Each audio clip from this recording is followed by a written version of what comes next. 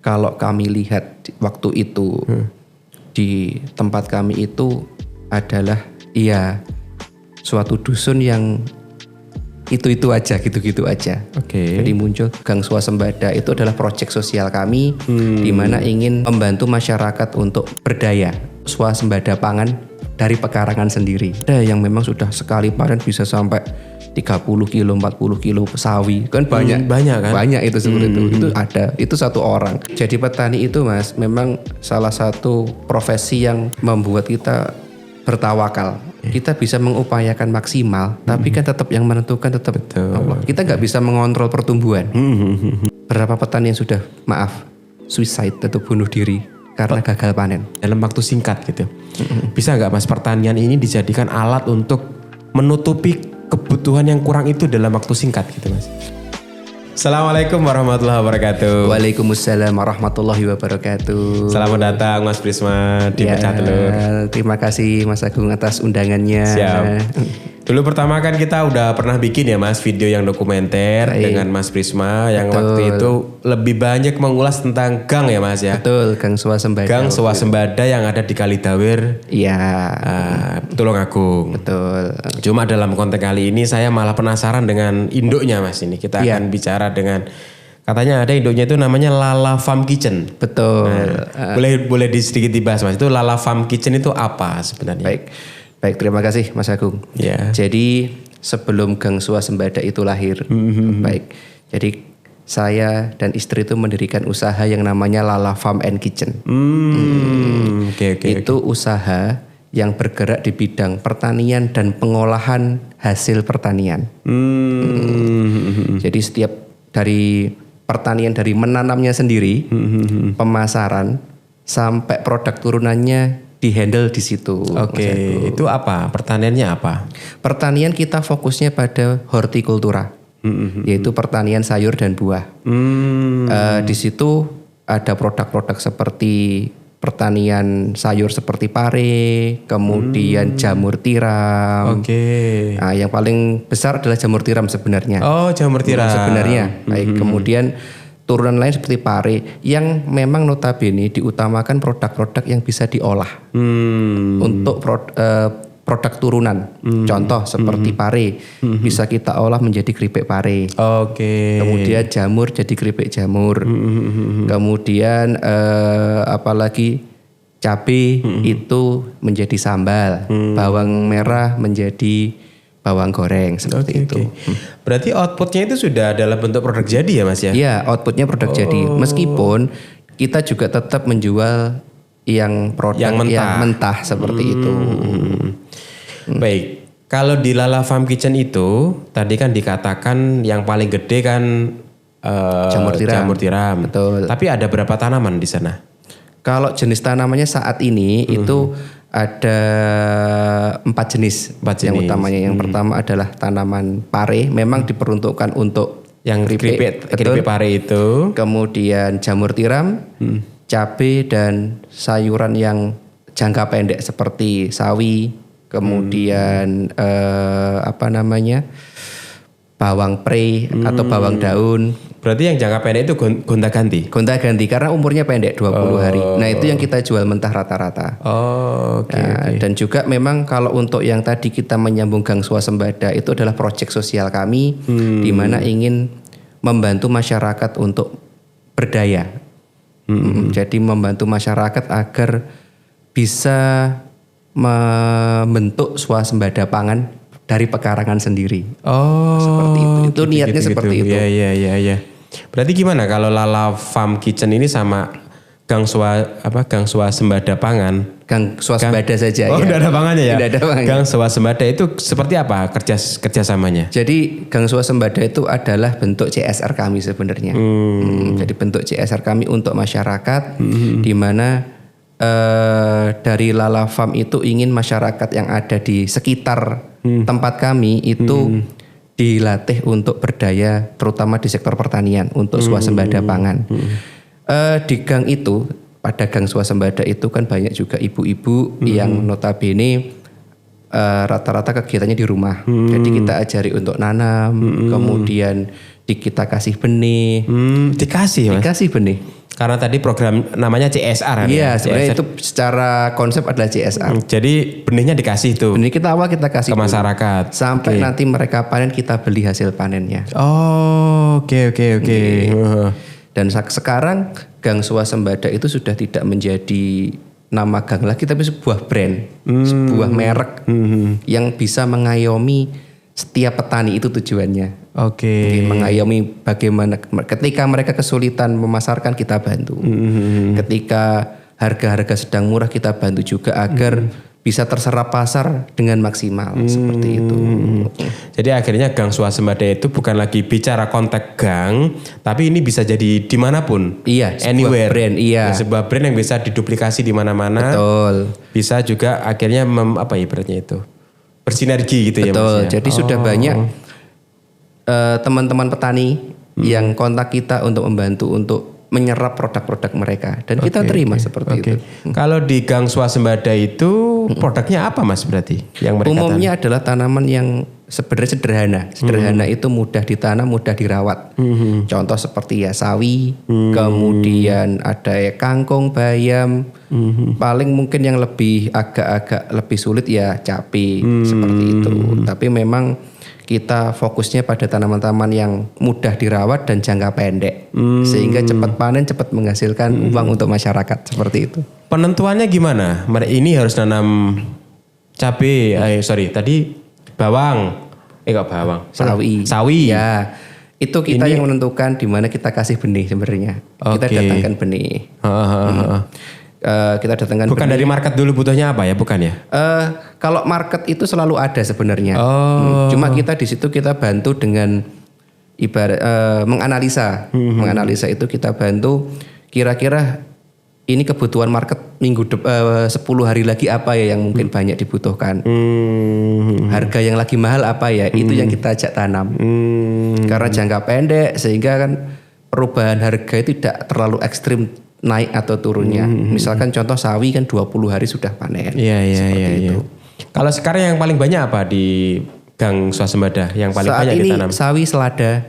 Sawi sama selada. Sawi sama selada. Kalau saya pribadi ya tetap seperti yang saya sampaikan yang tadi. Iya, komoditas utamanya seperti itu. Mungkin tambah sekarang ada tambahan jagung manis. Jagung manis. Betul, jagung manis itu memang tapi itu fokus untuk sebagai sayuran beku atau yang frozen. Jadi jagung manis itu kita panen, kemudian kita pipil dan dibekukan. Terus? Nah itu ternyata nilainya, value-nya meningkat daripada kalau kita jual ndak beku ya, seperti dijual biasa. Kalau jagung manis kan umumnya kan untuk jagung bakar ya Mas ya? Iya, untuk jagung bakar. Kalau itu dipipil di frozen untuk apa? Nah itu banyak diminati oleh supermarket, oleh yang frozen itu. Kemudian rata-rata dari sekarang itu yang lagi tren mungkin SPPG itu biasanya mempergunakan sayuran beku. Berarti yang dibeku bukan hanya jagung pipil ya? Iya, jagung manis pipil, yang dipipil. Itu aja atau ada yang lain? Ada banyak. Misalkan seperti kacang polong beku, seperti itu. Oh, iya. Oke, berarti akhirnya sekarang jadi Mas ya, menyebar ya, bukan hanya di gang itu ya? Iya, betul. Di mana aja sekarang? Sekarang yang diutamakan secara inti tetap ada di gang itu. Tapi kita sudah bekerjasama dengan kayak petani di desa sebelah. Malah ada yang dari kota sebelah juga ada. Dan kita bisa mengayomi petani manapun yang ingin bekerjasama dengan kita, terutama untuk sektor market dan produk turunannya. Oke. Mas, kalau sekarang karena udah melebar tuh, apakah benih juga dikasih atau sudah mereka beli atau seperti apa? Tetap kita memberikan benih. Tetap itu terus kita dikasih berikan. Berarti tetap kita dikasih. kasih ke warga itu tetap kita kasih. Tidak pernah kita nyetop istilahnya. Itu bentuk ibarat amal kami lah gitu loh. Berarti kan artinya pendapatan jenengan harus lebih besar untuk bisa kita upayakan lebih besar. Apa ya? Untuk bisa memberi lebih banyak berarti kan jenengan harus ataukah sudah pasti ketika kita bersedekah harus akan imbalan lebih banyak atau seperti apa? Ya insya Allah seperti itu. Jadi memang kita memberikan itu ternyata Allah itu ngasihnya juga berlipat-lipat dari itu. Ngoten ya Mas? Kalau dihitung kita secara matematika mungkin tidak bisa masuk di akal juga. Iya kan kita kan sebenarnya. kasih terus kan Iya Mas. kasih, sebenarnya kita kasih. Kita kasih benih, terus kita konsisten kasih benih. Ternyata Allah itu buka jalannya bukan dari benih itu aja. Allah ngasih ke kita itu dari banyak sektor akhirnya. Seperti itu. Oke, benih dikasih itu. Habis itu mereka rawat, habis Ya. itu mereka store, jual ke Kami tidak mewajibkan, Mas. Tidak mewajibkan. Tidak mewajibkan. Mau dijual ke kami, kita terima. Berapapun itu jumlahnya kita terima. Mau cuma ibarat 2 batang aja tetap kita bantu untuk jual. Oh. Jadi tidak kita mematok harus jual kami, enggak. Oke. Tapi kalau mau jual Kita terima. ada berarti kayak semacam jaminan pasti kita terima gitu ya? Iya, kita jamin kita terima. Oh. Kapasitas mereka apakah sudah banyak atau apa Mas? Ada juga yang sudah banyak ada. Ada banyak ada. Ada yang memang sudah sekali panen bisa sampai 30 kilo, 40 kilo sawi. Kan banyak. Banyak kan? Banyak itu seperti itu. Itu ada. Itu satu orang. Tapi ada juga yang ya karena memang untuk sampingan nggak terlalu banyak juga ada. Jadi berapapun jumlahnya tetap kami terima. Terus gimana kalau kita katakanlah sawi tadi panen 30 kilo. Berarti jenengan mengupayakan jual berarti? Iya kita jual. Kita sudah punya seperti mitra-mitra yang sudah siap menerima, Mas. Oh. Jadi kita bekerja sama dengan banyak pihak. Nggak cuma hanya dari pedagang sayur, dari rumah makan sehingga produk itu kita pastikan terserap. Malah sekarang kurang-kurang. Kurang-kurang. Iya kurang-kurang, kapasitasnya kurang. Berarti kalau kurang-kurang kan tinggal ditambah benihnya gitu ya? Iya tinggal benih. betul. Iya. Tapi ada juga warga yang mungkin karena kok dikasih terus nggak enak. Akhirnya ada juga yang beli, itu ada. Belinya ke tempat jenengan atau di luar? Nah, terserah ya? bisa titip kami, tapi juga kita juga tetap namanya juga gang swasembada. Tetap kita ajarkan agar bisa menyemai sendiri. Kita berikan, oh ini loh yang bagus, merek ini yang bagus, silahkan disemai.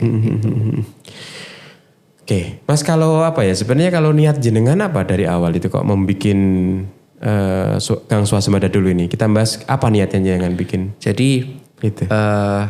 kalau kami lihat waktu itu di tempat kami itu adalah iya suatu dusun yang itu aja gitu-gitu aja. Oke. Jadi muncul inginnya adalah suatu gebrakan yang ingin memberdayakan warga. Awal mulanya sih kami sudah punya Lala Farm and Kitchen, bagaimana agar manfaat yang kami peroleh ini juga bermanfaat juga bagi banyak orang. Dengan sedikit ilmu yang kami miliki di bidang, dulu saya di perbankan, istri saya di bidang advertising. Nah kita manfaatkan kemampuan yang sedikit ilmu yang kami punya di bidang manajerial, marketing, kemudian di bidang pengolahan makanan, itu bagaimana bisa bermanfaat untuk warga sekitar dulu. Menambah penghasilan, kemudian bisa saling bantu sesama, dan memang nawaitunya seperti itu. Kemudian ya sudah kita cobalah untuk ada yang mau nanam nggak, kita kasih benih. Dan kebetulan sudah kita berikan contoh real atau kerja nyata dari kami pribadi yang sudah menanam sudah lama. Kita sudah punya kebun, sudah punya tanaman, termasuk bagaimana perawatannya bisa kita bantu di situ. Nawaitunya memang adalah bentuk amal dari kami, sebenarnya amal agar warga itu bisa terberdayakan. Seperti itu. Tapi ketika kemudian sekarang mereka udah menanam, dampaknya memang benar-benar berdaya Mas ya, yang jenengan lihat? Dampaknya menambah penghasilan pasti. Pasti ya Mas? Pasti. Dari awal kami menekankan seperti ini, bahwa menanam itu utamanya sebenarnya untuk konsumsi sendiri. Jika lebih, monggo silahkan dijual, enggak apa-apa. Tapi memang agar warga itu juga bisa menikmati apa yang mereka tanam. Yang saya inginkan seperti itu. Kami tidak menunggu sempurna dulu untuk membantu sesama seperti itu. Kalau kita nunggu sempurna dulu, wah kita nggak bisa bantu-bantu dong. Jadi inginnya semua bisa menikmati. Bahkan sampai sekarang pun dampak dari ini masih cukup signifikan. Contoh kalau kita menjual dalam marketing sayur, kita kan menjual sayur itu nggak cuma selain mentah juga beku. dalam proses mipil jagung atau lagi kita jual wortel yang sudah potong itu warga sekitar yang bekerja. Kalau bicara user Mas atau number yang sekarang terlibat dalam gang swasembada ada berapa orang Mas? User itu saat ini sudah kalau 90 orang 100 orang ada. Banyak ya Mas? Banyak. Terutama di RT kami sendiri sebenarnya.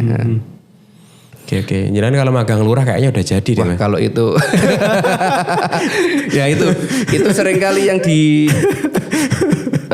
kendala malah kalau menurut kendala saya. gitu Kendala. ya? Jadi kalau dari nawaitunya kan sudah membantu. Jadi saya tidak ingin niat yang itu terkontaminasi oleh hasrat kekuasaan. Iya betul. Ya. Sempat sih seperti itu Mas. Sempat gitu ya? tadi ada desas-desus. Mendirikan ini untuk magang lurah itu sudah ada. Iya. Bukan nambah teman bisa nambah musuh itu Mas. Iya. Betul. Mas kalau untuk metode tanam Mas, di antara itu semua apakah ada standarisasi atau terserah mereka? Kami mengajarkan itu bagaimana cara membuat media tanam dulu. Kita berikan literasi lah seperti itu. Media tanammu yang bagus seperti apa, terdiri dari apa, perawatannya seperti ini, pupuknya apa, itu kita berikan literasi. Oke. Jadi fokusnya pada media tanam tanah ya ini ya? Iya tanah. Kalau hidroponik biayanya kan mahal. Oke. Untuk warga yang saya rasa kok biayanya terlalu mahal dan juga nanti kalau dipikir-pikir balik modalnya kan terlalu lama. Kasihan nanti ini. Oke, berarti tanah ya. Bisa berarti lebih murah gitu ya Mas. Selain itu kan juga mayoritas warga itu kan sudah punya hewan ternak Mas. Oke. Entah itu ayam, kambing, bebek, kambing, atau sapi sehingga pupuk kandang itu sudah ada, sudah ready. Oke, memanfaatkan itu. Betul. Nah, malah pupuk kandang itu menurut saya warga itu belum bisa memanfaatkan maksimal karena rata-rata juga hanya dibuang saja. Nah ini sebenarnya kita sedang inisiasi juga dalam pengolahan pupuk kandangnya. Berarti semua pupuk kandang bisa diolah ya? Bisa diolah, terutama yang dari domba atau kambing. Serintil, iya. Betul. Iya, oke. Oke Mas, siap. Nah aku coba kembali lagi ke Lala Farm and Kitchen tadi Mas. Kalau Lala Farm and Kitchen itu lahan yang dikelola sekarang ada berapa Mas? Kalau total lahannya kurang lebih 1 hektaran kalau di total. Untuk Lala Farm and Kitchen aja? Iya. Luas ya Mas ya? Jadi itu pun terdiri dari beberapa jenis tanaman. Ada tanaman pangan, padi, ada untuk jagung, cabai dan tanaman sayur ada semua. Jadi sudah kita memang dalam impian kami dan sedang terlaksana insya Allah itu pertanian terintegrasi. Jadi semua sudah mengalir dari hulu dan hilir kita usahakan untuk garap semuanya. Luas banget 1 hektar. Itu yang paling banyak apa? Paling banyak tanaman hortikultura, cabai, jagung manis dan pare. Paling banyak seperti itu. Itu ya yang kalau produk jadi yang paling laku yang apa Mas? Pare dan jamur. Pare, jamur, bawang merah. Itu paling sambal. Berarti yang diikut manajemennya Lala Farm and Kitchen ini berapa sekarang? Yang ikut manajemen berapa orang yang terlibat? Untuk pegawai atau gimana? Pegawai, iya. Pegawai total kita tidak banyak Mas, cuma 7 orang. Yang tetap ya? Yang tetap ya, 7 orang itu tetap itu yang memang ikut kita dan digaji. Ada juga yang freelance, itu banyak. Itu bisa sampai 15, 20. Kok ada yang tetap, ada yang freelance itu gimana? Freelance itu jika membutuhkan tenaga kerja massal. Contoh seperti potong-potong, kemudian mipil jagung, ngupas bawang. Itu insidental ya. Nanti kalau ada pekerjaan kita ngambil orang. Meskipun hampir tiap hari ada itu. Akhirnya jadi tetap juga. Iya betul. Akhirnya Tetapi untuk bukan dari gaji, tapi dari borongan lah borongan kasarnya. seperti itu. Hasilnya berapa itu yang dinilai rupiah. Betul. Kalau yang tetap itu berarti setiap hari masuk datang kerja dan dinilai ya, berdasarkan waktu. Betul. Oke. Mas, saya mau mulai dari awal dulu. Ya. Yang pertama kali ditanam dari beberapa macamnya di Lala Farm and Kitchen itu tadi apa? Dulu ya. Pertama kali. Jagung manis. Jagung manis itu. Iya. Oh. Karena dulu itu kami tuh punya lahan yang lama nganggur. Oke. Lama nganggur, dan ketika saya ngobrol-ngobrol dengan ya banyak orang lah, namanya juga mencari, masih belajar. Jadi untuk tanaman pertama tuh lebih baik jagung yang katanya bisa memperbaiki struktur tanah. Oke. Iya. Tanah itu nganggur lama, dan sebelum ditanami yang macam-macam lebih baik jagung dulu. Ya udah kita coba jagung dulu. Mohon maaf, itu tanahnya siapa, Mas? Kok nganggur gitu? Itu tanah keluarga sebenarnya. Oke. Punya keluarga. Tanah keluarga tapi belum teroptimalisasi gitu ya. Betul, karena memang mayoritas kan keluarga itu adalah pegawai. Sehingga rata-rata tanah yang ada itu tidak hanya nganggur gitu saja. Akhirnya ditanamilah. Namanya jagung manis. Dioptimalkan. Jadi agar bisa menghasilkan produktif dan sebagainya. Luasan berapa yang ditanami awal? Awalnya kalau kita kan dulu di desa itu ru ya, sekitar 150 ru atau sekitar ya 2.500 meter persegi ya kurang lebih. Iya. 150 ru. Ya, jadi awal mula pun juga namanya belajar ya. Hasilnya pun ya maaf berantakan. Di waktu itu saya pribadi belum tahu tuh namanya pupuk. Oke. NPK itu apa, urea itu apa. Saat nanam nggak tahu? Sama sekali tidak tahu. Terus gimana? Modal nekat. Oke. Iya. Saya berpikirnya gini, masa dipelajari tidak bisa? Oh ya, nekat pokoknya gelem sinau insya Allah bisa. Iya gitu. bisa. Jadi dulu itu ketika saya masih kerja di perbankan, Mas, memang ada doktrin bahwa tidak ada yang tidak mungkin selain menghidupkan orang mati waktu itu. Seperti itu. Jadi akhirnya kita cobalah, nekat lah, bismillah, nyoba jagung. Ya hasilnya ya gitu. Kurang maksimal. Tapi nggak rugi kan? Waktu itu kebetulan itu harga jagung manis lagi mahal. Sehingga meskipun hasil kurang maksimal masih bisa nutup biaya produksi. Itu yang pertama. Kedua, lebih nekat lagi. Cabai sulit tuh, Mas. Betul, sulit. Lebih sulit kayaknya. Lebih sulit. Ya hancur. Cabai itu kan cabai yang kecil-kecil kan. Jadi kita nanam 2 jenis cabai waktu itu. Ada cabai keriting dan cabai cabai rawit, cabai pedes. Ya, pedes kecil-kecil. Awal mula itu nekat, namanya nekat. Belum masih belajar. Itu pun juga ya ada yang maaf ya, di situ tanda kutip menipu. Disebut menipu juga, memberikan, kita beli benih, dibelikan benih yang kurang baik, kurang maksimal. Iya. Ada juga kita tanya ini pupuknya apa, nggak mau ngaku atau nggak mau ngajarin tuh ada.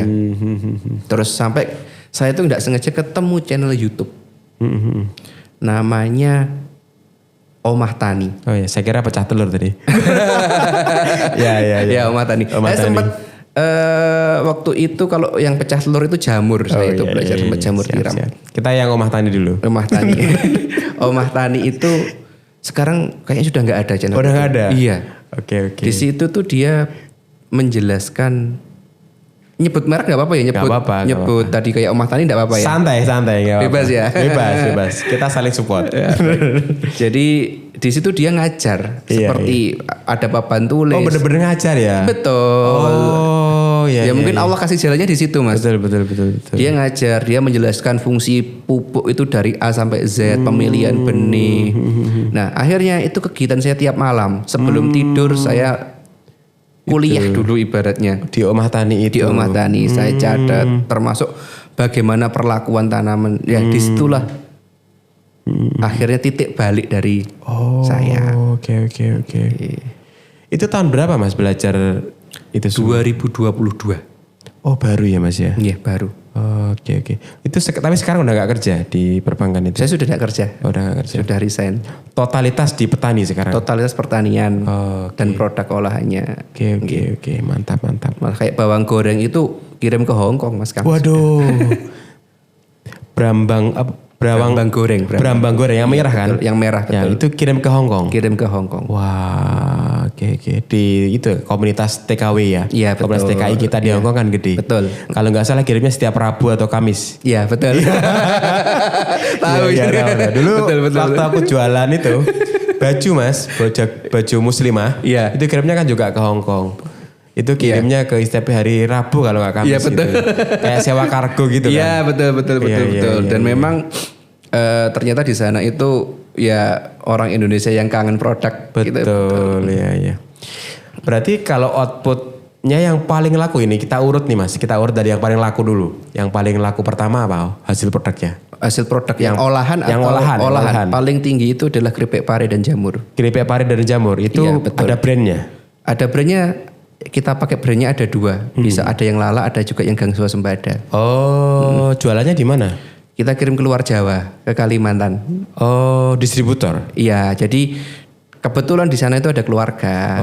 Jadi istri saya itu kan orang Kalimantan. Jadi produk-produk itu kami kirim ke sana untuk dipasarkan. Dan memang di sana harganya lebih bersaing daripada di sini. Meskipun kalau di sini tetap laku juga. Itu yang pertama. Yang kedua, bawang merah goreng. Itu salah satu produk andalan kami yang penjualnya selalu konsisten. Yang ke Hong Kong tadi salah satunya? Iya, salah satu ke Hong Kong. Ketiga sambal. Sambal ini sambal apa? Ada sambal gerih istilahnya, sambal ikan asin, sambal klotok, sambal bajak. Itu pure cabenya dari petani lokal. Wah, keren. Kalau dihitung Mas, dari total di Lala Farm and Kitchen dan juga Gang Swasembada itu sekarang putaran uangnya berapa? Kalau putaran uang tiap bulan itu bisa sampai kalau 100 lebih mungkin. Banyak ya Mas ya? Iya, insya Allah. 100 juta ya Mas? Ya lebih mungkin. Lebihnya banyak kayaknya Mas. Iya. Saya tuh ngomong-ngomong agak sensitif. Gak apa-apa. Ada DJP nanti. Gak apa-apa. Ternyata Mas, produk pertanian itu tidak ada beberapa item-item pertanian yang tidak harus bayar pajak. Oh gitu. Iya, betul. Olahan pertanian itu yang belum masuk industri lah ya, itu enggak Mas, enggak. Sebenarnya ada juga salah satu yang sudah mulai naik. Bukan produk kami tapi kita bantu masarkan. Itu adalah gadung. Oh, gadung. Betul. Ya, Meskipun kita label sendiri dengan kita. Kebetulan kan dari desa Kalidawir itu adalah salah satu bukan desa ya, kecamatan. Iya, betul. Saya pernah dengar. Di daerah sana gadungnya enak. Betul. Gadung itu dan itu kami kirim ke Jember dan Bali. Dan gadung itu beda kualitasnya, istilahnya rasanya dengan gadung-gadung lain yang berbeda. Itu sebenarnya sudah mulai kelihatan secara omset sudah kelihatan naik ya. Ya, betul. Iya. Jenengan berarti mainnya kalau jualan itu kayak punya orang di sana gitu ya? Betul. Kita berkolaborasi ya. Nggak end user ya? Bukan end user. Yang end user itu rata-rata ya tetap ada. Kami tetap ngarep end user. Itu pun tapi juga nggak terlalu banyak. Rata-rata kita lebih ke wholesale-nya. B2B ya berarti ya? Iya, B2B. Itu gimana caranya kayak punya jaringan di sana itu seperti apa? Berteman Mas. Berteman aja. Jadi berteman itu ketika misalkan ada pameran, terutama ada pameran dulu yang paling banyak membantu. Ada pameran di Surabaya, di mana itu kita kenalan lah dengan pengusaha-pengusaha dimanapun kita lagi ada pameran, ada kegiatan apa, kalau bisa ketemu, saya dan istri selalu berusaha mencari networking. Oh gitu. Itu nggak saja ketemu ini, ketemu itu, akhirnya bisa kirim ke sana seperti itu. Oke. Tetap itu yang paling utama, networking itu adalah utama ya. Utamanya. Berarti di sini juga tergabung dalam komunitas UMKM apa begitu ya? Betul. Di Kabupaten Tulungagung ya. Ada sebenarnya Wirausaha Muda Tulungagung, ada. Wimut itu. Wimut. Ya. Di situ saya juga bukan anggota tapi sering ngajar. Oh, malah ngajar di Wimut. Ya. Pernah ngajar di Wimut, kemudian saya juga ngajar juga di Pertamina. Oh, malah ngajar ya jenengan ya? Iya, ngajar betul. di Pertamina. Di Pertamina ngajar apa? Ngajar Eco Green. Jadi ngajar namanya bisnis hijau, bisnis yang berbasis lingkungan. Oh, kayak pertanian ini juga namanya Eco Green ya. Pertamina Gas Negara. Oh, Pertamina di Jakarta ngajarnya. Wih, keren. Mata. Berarti orang Pertamina diajari nanam. Betul, ajari nanam, ngolah dan sebagainya. Iya. Sebenarnya kan mayoritas tuh orang corporate itu sebenarnya kan sudah pusing dengan rutinitas. Kadang menanam itu tuh bisa rilis. Iya.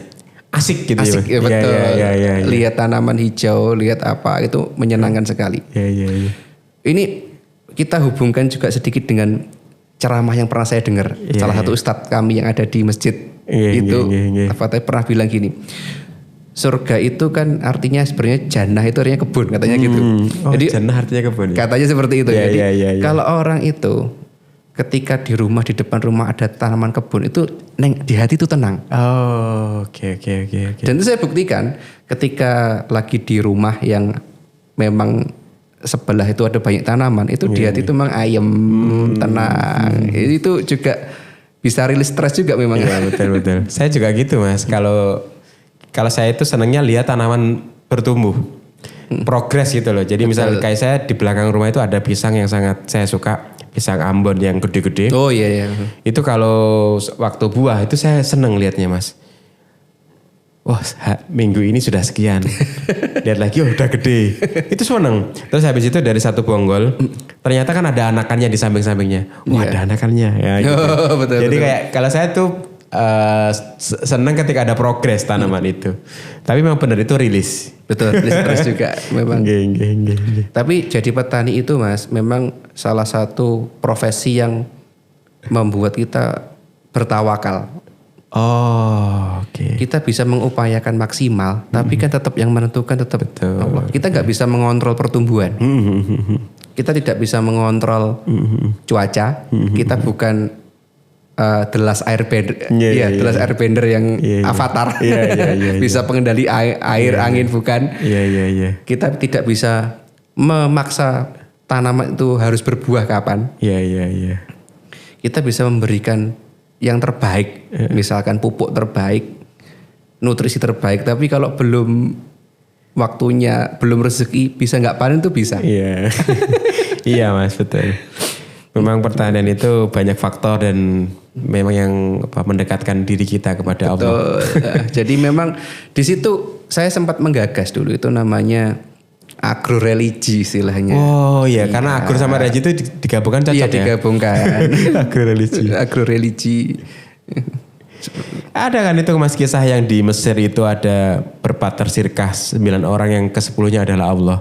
Oh iya. Ya, pernah dengar cerita itu? Pernah dengar. Iya, itu kan kemudian apa tugas orang ke-10 yaitu Allah itu? Tugas yang ke-10 adalah menjaga tanaman kita. Ya. Karena betul. Karena yang benar-benar mantau tanaman kita, yang menumbuhkan dan sebagainya adalah orang yang ke-10 ini. Which is itu adalah Allah. Iya, betul. Karena Akhirnya gini Mas, bertemu. saya tuh bener-bener pengalaman lihat sendiri bahwa ketika jadi petani tidak, hatinya kurang tawakal. Ketika saya pernah berdinas di suatu tempat, ketika waktu itu masih diperbankan, berapa petani yang sudah suicide atau bunuh diri karena gagal panen. Wah, saya baru dengar ini kalau ada petani bunuh diri gagal panen. Betul. Iya Mas, banyak ya? Betul. Terjadi itu. Ngeri ya. Jadi ketika dia sudah mengupayakan yang terbaik, memberikan pupuk yang terbaik, memberikan hasil yang terbaik. Ketika panen harganya jeblok. Ada yang ya seperti itu ada. Ada juga yang karena besok itu mau panen, hari ini hujan deras. Banjir. Melon biasanya. Melon. Ya kalau di sini kan melon Mas. Iya, itu pernah kejadian. Jadi memang rata-rata kalau ininya tidak diisi dengan kategori agroreligi itu tadi. Jadi kami itu menggagas ada dua agropreneur sama agroreligi. Betul. Iya mas, kadang-kadang itu loh, mengupayakan yang maksimal akhirnya mereka kayak ngutang, biasanya yang dekat dengan ngutang bank biasanya mas. Betul. Mereka untuk beli, biasanya untuk ngerabuk sama ngubat itu mereka kalau utang bank, terus mereka mengupayakan tanaman yang lebar, ibaratnya kapasitasnya mungkin 100 ru dulu tapi dia langsung 300 ru, nah itu biasanya kayak gitu-gitu yang rentan. Betul. Itu kejadian banyak seperti itu dan sampai ya karena itulah saya tuh mencoba untuk selain juga mendampingi itu juga secara secara batin juga tetap harus didampingi para petani itu. Siap, okay, mas. Tapi konsepnya saya suka mas tadi yang gang swasembada itu mas. Jadi ya minimal untuk dimakan sendiri. Betul. Dan itu kan juga mengurangi kebutuhan harian mereka. Artinya mereka sudah benar kata seperti itu swasembada. Jadi sudah cukup gitu. Artinya juga mereka kalau mau beli juga bisa kadang-kadang beli ke tetangganya. Iya, betul. Itu sebenarnya udah bagus banget ya mas itu. Di era yang harga yang kayak gini tuh memang harga-harga kan mahal-mahal sekarang gitu. Jadi memang konsep-konsep itu layak untuk istilahnya diadopsi oleh banyak tempat sebenarnya. Bukan saya mempromosikan konsep saya enggak. Ya, tapi memang konsepnya bagus gitu. Bukan. Jadi konsep seperti ini tuh memang untuk masyarakat yang Indonesia terutama agar mereka tuh berdaya, tidak mengharapkan yang lain-lain atau mengharapkan bantuan, mengharapkan apa yang penting kita bisa survive di kaki sendiri seperti itu. Mantap. Mas, pesan-pesan untuk yang hari ini mulai di pertanian apa dong mas? Jangan takut mencoba. Jadi untuk menjadi besar itu mulai dari yang kecil dulu. Tidak perlu kita mendengar omongan orang. Fokus pada tujuan kita, insya Allah akan diberikan jalan. Oke. Berarti ada dua kata mas ya, jangan takut mencoba dan dari kecil dulu. Iya, dari kecil dulu. Berarti kalau mencoba nggak boleh gede-gede. Kalau nyoba gede itu ada resiko mas. Resiko itu dimana kita belum tahu cara memanagenya. Iya, betul. Jadi kalau ini sedikit gambaran dari saya bahwa di setiap saya mengajar di banyak tempat mas, di mana kita memulai hal baru itu kita pasti mengalami, kita pertama dulu adalah fase transformasi. Oke. Jadi dari yang lama kebiasaan lama menjadi kebiasaan baru, ditata dulu pelan-pelan, kita cari selahnya istilahnya, kita cari titik-titik critical pointnya di mana sebelum berkembang. Cari tunas dulu, kalau tunas bisa bertumbuh, akhirnya kan jadi besar juga. Kalau tiba-tiba langsung kita megang yang besar, itu kita belum tahu cara manage-nya, itu saya alami sendiri. Makanya saya bisa ngomong tuh karena saya alami sendiri. Belum bisa manage-nya, akhirnya apa kerepotan. Belum bisa tahu efisiensinya bagaimana. Tapi jangan beruntung dilalah pas waktu hasilnya buruk, harganya naik. Ya itu kan, tapi kan tidak setiap saat. Tidak setiap seperti itu. Bisa seperti itu. Mas bisa nggak kayak kan banyak nih sekarang orang itu banyak kepepet mas. Maksudnya itu situasi krisis itu banyak di mana-mana. Termasuk juga intinya banyak lah ya. Pendapatan belum sepenuhnya mencukupi kebutuhan kita. Sehingga mereka kayak aku harus ngapain dalam waktu singkat gitu. Bisa nggak mas pertanian ini dijadikan alat untuk menutupi kebutuhan yang kurang itu dalam waktu singkat gitu mas? Sebenarnya bisa, asalkan tekun. Oke. Kalau untuk yang waktu singkat memang kita memilihkan produk-produk yang cepat panen. Jangan yang agak jangka panjang. Seperti contoh sawi yang 20 hari itu yang ya. 20 harian itu bisa menutup kebutuhan harian rumah tangga dengan cepat. Kedua, saya selalu mengajarkan istilahnya memberikan masukan agar setiap warga itu kalau bisa punya hewan paling enggak ayam. Karena apa? Ayam itu bisa bertelur terus sehingga tidak perlu beli. Itu sangat membantu sekali.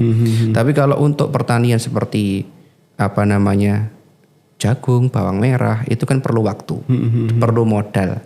Nah itu untuk mendadak itu tidak bisa. Tapi kalau kayak selada sama bayam itu jualnya di mana Mas? Kalau mereka katakanlah jauh dari Kalidawir, nggak bisa jual di Mas Prisma, itu jualnya di mana biasanya? Kalau di Tulungagung sebenarnya kita kalau mau ya Mas ya, kalau mau kita bisa bekerja sama dengan para pedagang-pedagang yang keliling-keliling. Itu bisa sebenarnya. Etek gitu ya. Etek bisa. Itu kalau misalkan jauh dari kami. Kalau mau ngantar ke tempat kami ya boleh, enggak masalah. Tetap kita bantu kita untuk diterima. Oke Mas, terima kasih. Baik. Nah, terima kasih udah mampir di Pecah Telur ngomongin tentang pertanian. Karena pertanian ini adalah apa ya Mas ya? Banyak ternyata di konten kita itu orang-orang nyari tentang tani Mas. Mungkin mereka juga lagi pengen side job mereka dengan menanam atau cari opportunity yang lain di selain kesibukan mereka. Semoga tayangan ini bermanfaat untuk mereka.